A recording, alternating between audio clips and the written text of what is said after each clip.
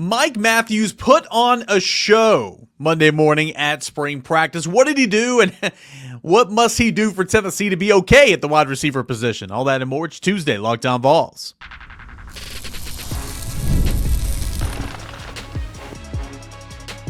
You are Locked On Vols, your daily podcast on the Tennessee Volunteers. Part of the Locked On Podcast Network, your team every day. What is up, everybody? Welcome into it, your Tuesday morning Locked On Vols. I am your host, Eric Kane.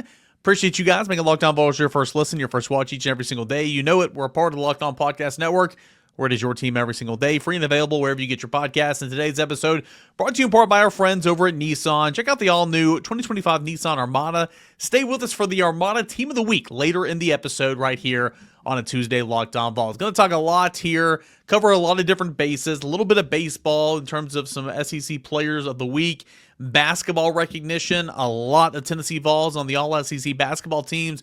We'll discuss that in segment 2. We'll answer your mailbag questions in segment 3. But first, I'm going to tell you how Mike Matthews stole the show in spring practice number 2 on a Monday morning. The media were able to check out a good portion of practice on Monday morning. Typically, it's 3 periods, half of which is stretching, a total of like 18 minutes. It's not a whole lot to see, but there's typically one practice every spring practice session or fall camp that the media gets to say and watch like 8 periods. And that was today, and got to see an awful lot. We got to see some one-on-ones, and during this one-on-one drill, it was obviously quarterbacks throwing to tight ends and or wide receivers going up against linebackers and or defensive backs. But the DBs were playing with oven mitts on. And what I mean by that is it's not literally oven mitts, but it's these things they put over their hands, and it's to cover them up to where they can't grab. Okay, so it's literally just getting positioning, putting your hand up there to swat the ball away, but you can't grab the jersey. It's a really, really good thing to use if you're a defensive back. And so Mike Matthews was going up against, I forgot who it was, so I'm not going to lie to you. But he went up twice, made a nice, back shoulder catch on a fade towards the end or towards the sideline, that being one of them. Another one, he just went up and, the defender was in front of him, went up and just took the ball right over his head and, made the catch, got 2 feet inbounds, looked really, really good. I mean, that was probably the most exciting ththing that happened at Tennessee football spring practice on a Monday morning. So obviously Tennessee needs Mike Matthews to be a dude, be a stud. If Tennessee wants to get where it wants to be, next football season. Very young, very different wide receiver room. The first 3 up wide receivers for Tennessee in Monday's practice. Day 2 of spring practice was Chris Brazzell on one side, Mike Matthews on the other, and of course Braylon Staley in the middle. But behind those guys, there's not much. Amari Jefferson, a red non-contact jersey, he's running routes on air and doing some things, but he's not going in full contact. He didn't do any of the one-on-ones. He didn't do any of the 11-on-11s. So you hope that he can get to a place to where he's doing all that post-spring practice. But, you got Travis Smith, you got Rodarius Jackson. Those are 2 newcomers, 2 freshmen that have so much talent. But they're still trying to, get everything in front of them, learn, and kind of see what's happening in that regard. So Mike Matthews is going to need to step up and be a dog. And if you're going to go and make those type of catches in spring practice, then shoot, sign me up, man. I mean, Mike Matthews has got to be a leader on the field in that regard. So that was the big takeaway for me from spring practice number 2 on Monday morning, was Mike Matthews making those catches. I continue to be very impressed with Deshaun Bishop. I just think that he's changed his body. I think that he has changed the way that he's gone about. I mean, he looks like an SEC running back. He did not look like that a couple years ago coming out of Carnes High School, where he was a phenomenal high school player here in Knox County in the state of Tennessee, one of the best high school running backs ever in the state of Tennessee.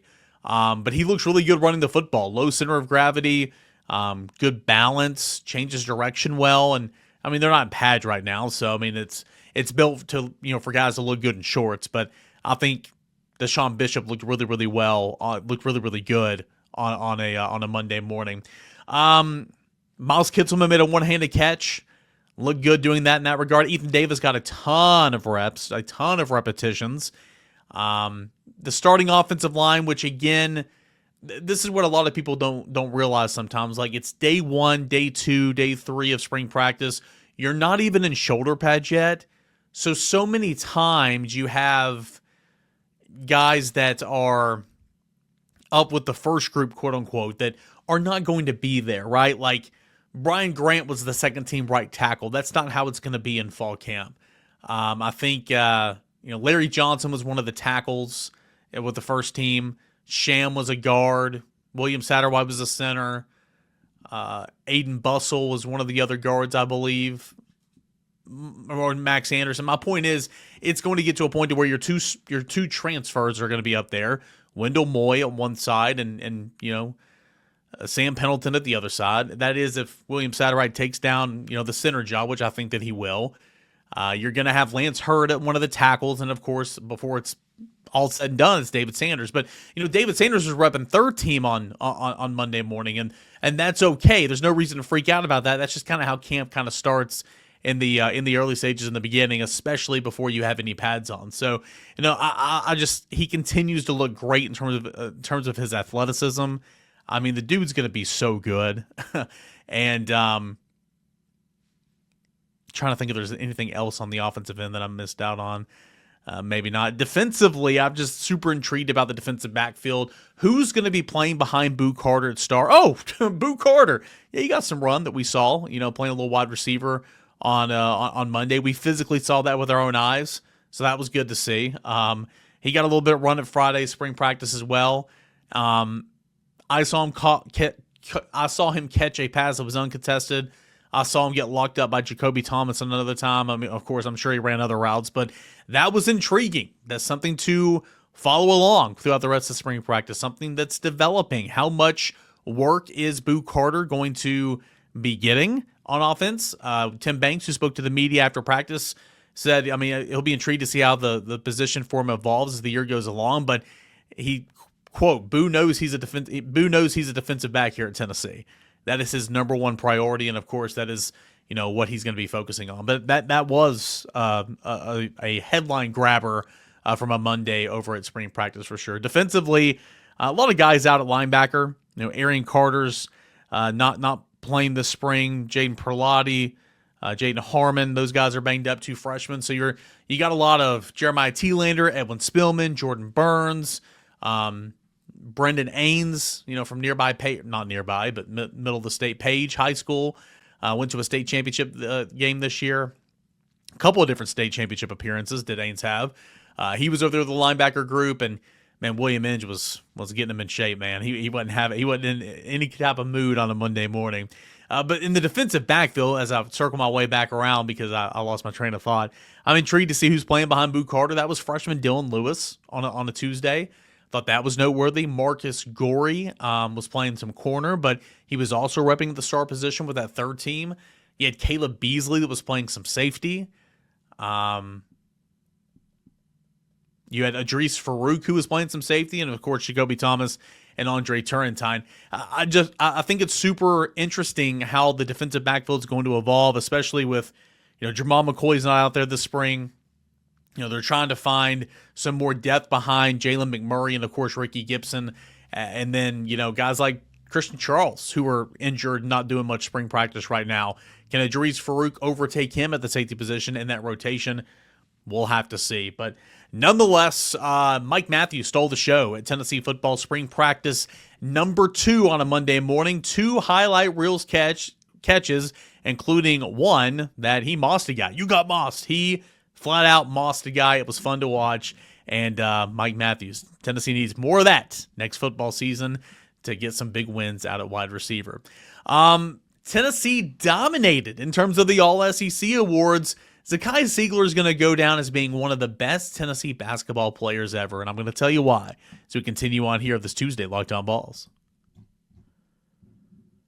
The Armada Team of the Week is brought to you by our friends at Nissan and the all-new 2025 Nissan Armada. Each week, our Locked On college basketball experts are picking one team that stands apart. From top-seeded stars to the unexpected upsets, these guys showcase the strength and the sheer power needed to push their team forward. This week's Armada clear-cut Team of the Week are the Duke Blue Devils. John Shire's team, led by National Player of the Year candidate Cooper Flagg, just ripped through the ACC going 19-1, ACC is pretty bad this year, though. Do want to point that out. The Blue Devils were plus 434 points in ACC game, the largest point differential by a power conference team in league play since Kentucky in 1953 and 1954. When it comes to the Nissan Armada, they say go forth and conquer. That's exactly what the Duke Blue Devils have done here. It's clear that our team of the week is out there here ready to conquer the road ahead with some confidence, just like you can with the all-new Nissan Armada or any of the Nissan outstanding vehicles. Take the Nissan Armada, Rogue, Pathfinder, and go find your next big adventure. Shop NissanUSA.com. Again, that is shop NissanUSA.com. Zakai Ziegler is going down as one of the best Tennessee basketball players ever to come through this program, and it's pretty incredible why when you look at this. Zakai Ziegler made history as the first player to be a four-time SEC All-Defensive Team member. He is the back-to-back SEC Defensive Player of the Year, and of course he was named to the first-team All-SEC squad.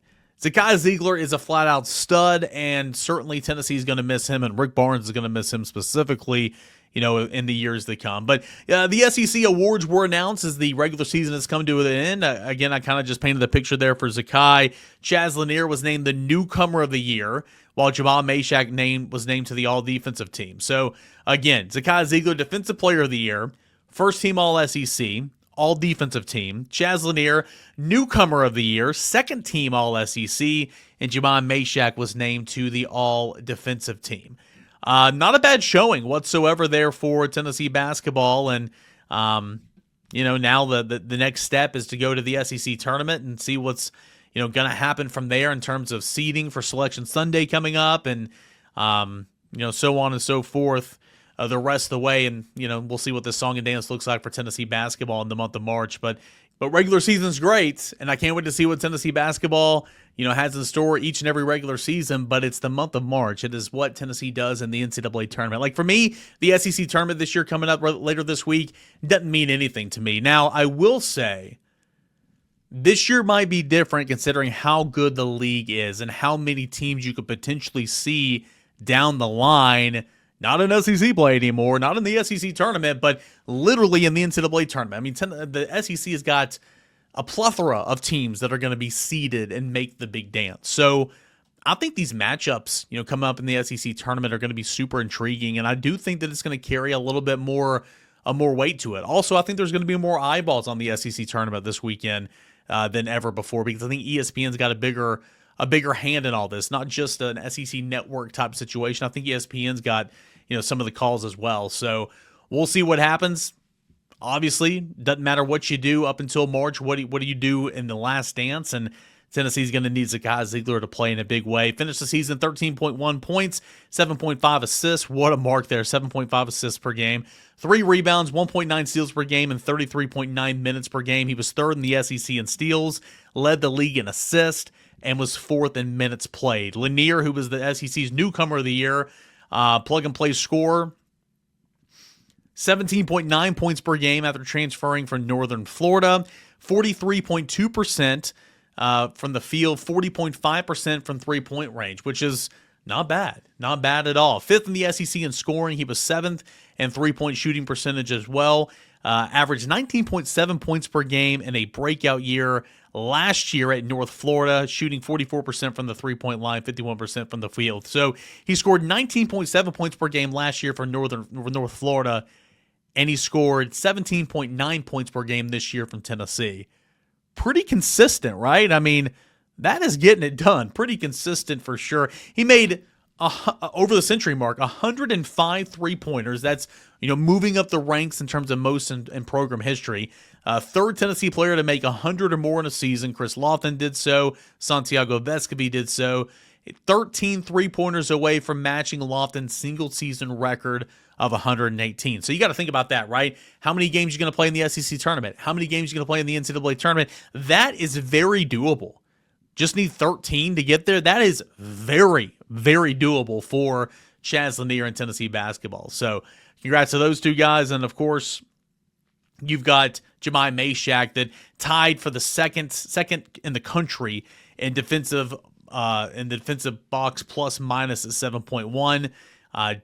Cooper Flagg at Duke had 7.1 rating. Houston's Joseph Tukler leads the country at 7.3. And again, this was tied for second nationally in defensive box plus minus, which means how valuable are you to your team's defense, essentially. And, Jemai Meshack certainly was. That field of 68 had Jemai Meshack as their Defensive Player of the Year nationally. And, that's one of those national awards. So congratulations to the University of Tennessee, Zakai Ziegler, Chaz Lanier, and Jemai Meshack. Why I think Zakai Ziegler and Jemai Meshack will be simply two of the most missed Tennessee athletes in quite some time. There's a mailbag question coming up later in the show that is really intriguing, and it kind of ties into this. But I think Zakai Ziegler, not only for what he's done on the court, and Jemai Meshack, they're going to be missed by fans for so many different reasons.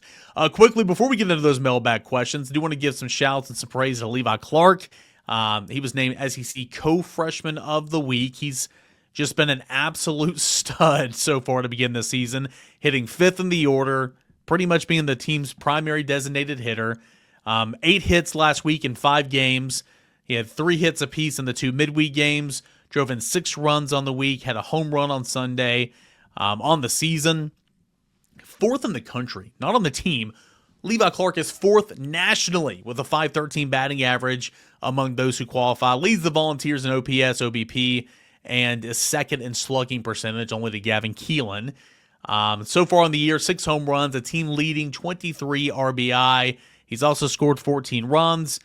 He's been phenomenal. And so Levi Clark is going to have several more of those weekly honors from the SEC as the season goes along. And then Liam Doyle, SEC Pitcher of the Week. And why wouldn't he be? He threw the first 5 2/3 of Friday's 9-inning no-hitter when Tennessee accomplished that feat for the 9th time in program history. The 4th time it was a combined no-hitter. And Liam Doyle started at 5 innings and 2/3, no hits, obviously, 13 punch-outs, 1 strikeout shy of a career high that he set at Tennessee just a couple of weeks prior. 104 pitches. He allowed 2 base runners, 2 walks, 1 to start his outing in the 1st inning, 1 to end his outing with 2 outs in the 6th inning. Liam Doyle was simply just incredible. Get a load of this. He leads the country with 47 strikeouts, all right? Let me triple check on that. Okay, because they just redid all the stats from over the weekend. Let's see here. Strikeouts. Yes, easily. He leads the nation with 47 strikeouts. He's allowed 1 run off 6 hits in 20 innings and a third so far through 4 starts. He struck out 60. This percentage is from Mike Wilson, Knox News. I'm not going to try to take credit for it. Because it's math. He struck out 69, pretty nice there, of hitters he's faced so far this season, securing 77% of his outs via the strikeout. Just incredible. 77% of his outs that he's recorded this year have come via strikeouts. Not bad. So Liam Doyle, SEC Pitcher of the Week. Levi Clark, co-SEC Freshman of the Week. And this all comes after Gavin Keelan was named SEC Player of the Week last year after homering 4 times in Houston, 5 times on the week, and as he continues the strong start to his Tennessee career. So, all right, talked a little baseball, talked a little basketball. Man, I'm so excited to see how the Tennessee basketball team finishes the season. Tournament coming up this weekend. NCAA tournament around the corner. Tennessee baseball finally getting into conference play. Could this team be better than last year's national championship team? I am not anywhere close to talking about that right now, but people are asking, people are speculating, people are talking about it on social media. It just goes to show you how much talent that Tony Vitello has. It's a whole lot of fun. All right, when we come back, we'll get into some mailbag questions, all that and more as we continue on here with your Tuesday morning edition of Locked On Vols. Stay tuned. Attention Tennessee fans. Ever wish you could directly support your favorite Tennessee athletes and be a part of their journey? Now you can with Roy, the NIL app that puts fans in control. Before Roy, NIL deals were often handled behind closed doors, and fans like you didn't have a clear way to directly support the players that you love. Now with Roy, you can make a real impact and feel closer to the athletes that are representing your favorite school, that being Tennessee. Choose the player you want to support, decide how much you want to contribute, get exclusive content straight from the athletes that you back. The best part, if your player transfers away, you get your money back. So it's really risk-free way to show your support and make your voice heard. Support your favorite players directly and help shape the future of Tennessee sports. Download the Roy app today from the App Store and start backing Tennessee athletes the way that they deserve, with transparency, with trust, and with real impact. This is the future of college sports. Join it now by downloading Roy and supporting your favorite players at the University of Tennessee. Got a final segment left here of this edition of Locked On Vols. We do it every single Tuesday. It's called Mailbag Show, Twitter Tuesday, and not a lot of submissions this week. I thought there'd be more, considering Tennessee just started spring football practice. Tennessee basketball going to the SEC tournament, got the double bye as the 4 seed.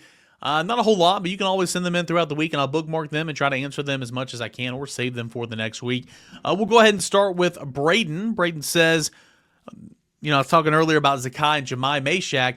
Who is the most beloved athlete in Tennessee sports in the last 10 years, in your opinion? Interesting. So that goes back to 2015, March 2015. Joshua Dobbs absolutely comes to mind. Hendon Hooker. Duh. Grant Williams. Admiral Schofield. Dalton Connect, Zakai Ziegler. Trey Smith is a big one. And then, of course, there's a lot of baseball players. I mean, who's your favorite? Chase Dolander, Christian Moore, Blake Burke, Jordan Beck, Drew Gilbert. Gilbert would be a popular one for sure. Evan Russell. I mean, there are so many, and there's many more that I haven't even mentioned, right? I would probably go with Trey Smith. Football, because football's king. I might have wanted to say Dobbs just because of the quarterback position that he plays, even that respect for Hendon Hooker as well. But I think Tennessee just there's Trey Smith, that's our guy. That's our guy. Oh, yeah. Oh, that guy winning all these Super Bowls, not this past year. Oh, that guy winning all these Super Bowls. Oh, that guy that the Chiefs just franchise tag. Oh, that guy that the Chiefs are about to pay a whole lot of money to. That's our guy. He's ours. I think there's just such a pride thing with Trey Smith. So I'm going to say Trey Smith. Braden's got another question. What is the best concession stand item at the ballpark? Ooh, okay. For me, I just like a burger and I like a dog and some beer. Nachos, depending on where you go, every ballpark's got some sort of nacho, like barbecue nachos, barbecue tater tots. They can get pretty interesting. Baseball concession foods are some of the most interesting things out there. I would say some type of nacho, but for me, if I'm at a ball game and I got a dog and a beer, can't beat it. I mean, I'm a simple guy, just simply can't beat that. Let's go to James. We know how much Vitello hates run rules for good reason. Why doesn't Tony make it a stipulation if you want to schedule Tennessee, it is written into the contract that you agree to no run rule? Am I mistaken that in non-conference games there is no run rule unless one or both coaches want one?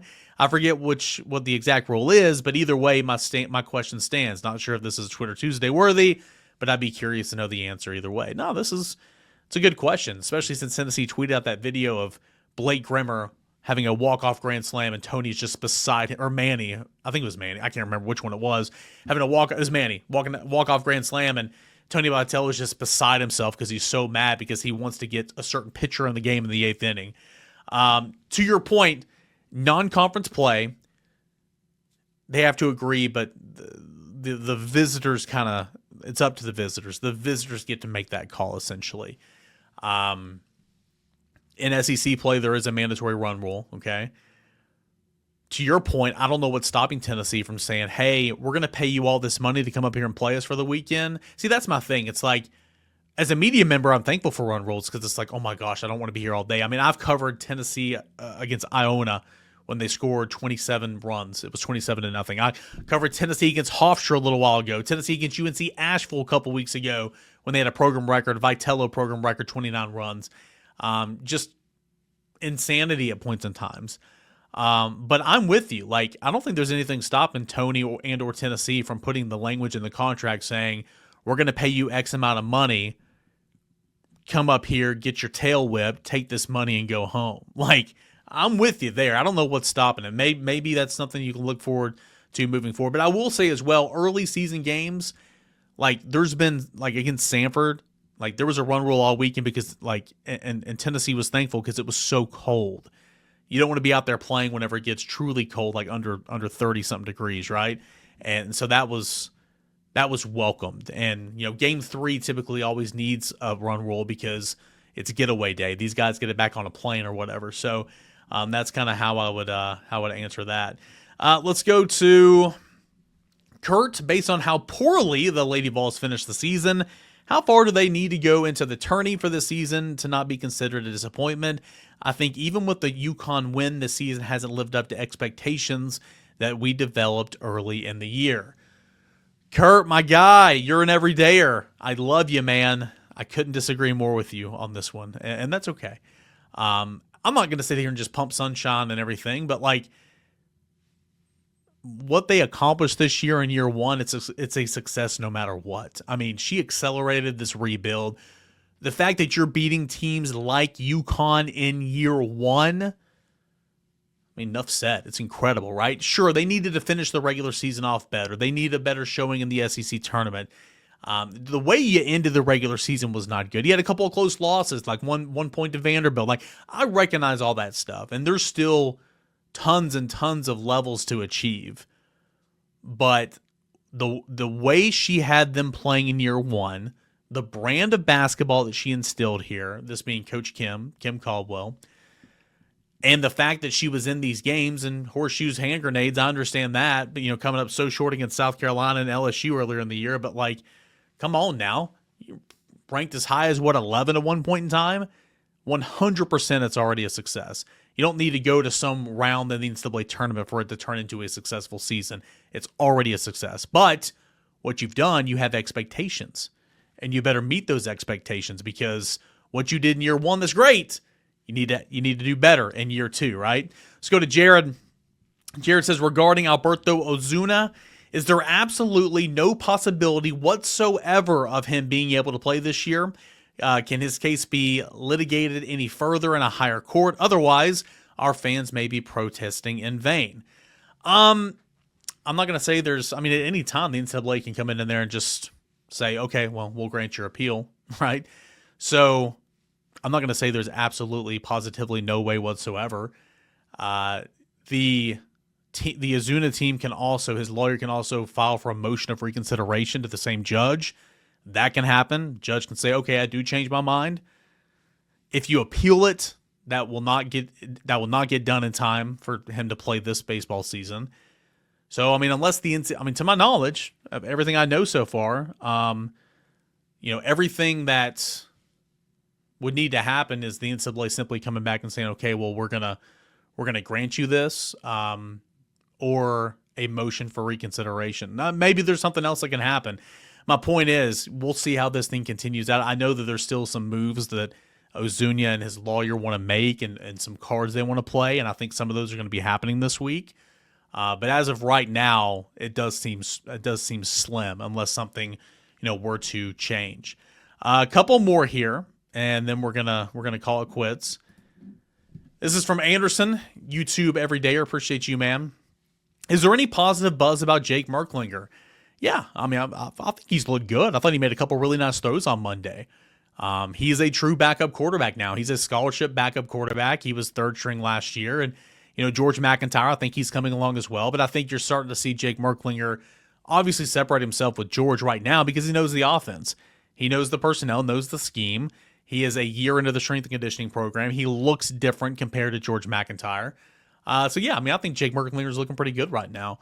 Would I want him to play extended period of time? No, because I want Nico to play. But I thought he looked really good. I thought he made a couple of really nice throws here today, or the time I'm recording this on Monday.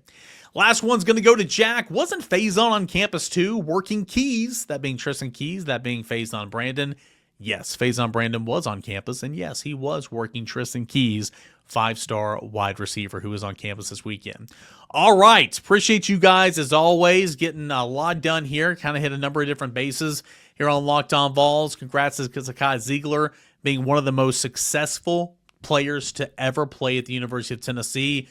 Go finish it off with a Final Four appearance in the national championship. That would be awesome, right? Mike Matthews dominated spring practice on Monday. Looked really, really good, making a couple of highlight reel catches. All that and more we would discuss here on the show today. Tomorrow, Award Wednesday, and some more talk from Tennessee football spring practice. All that and more as we continue on here in this week. This is Locked On Vols.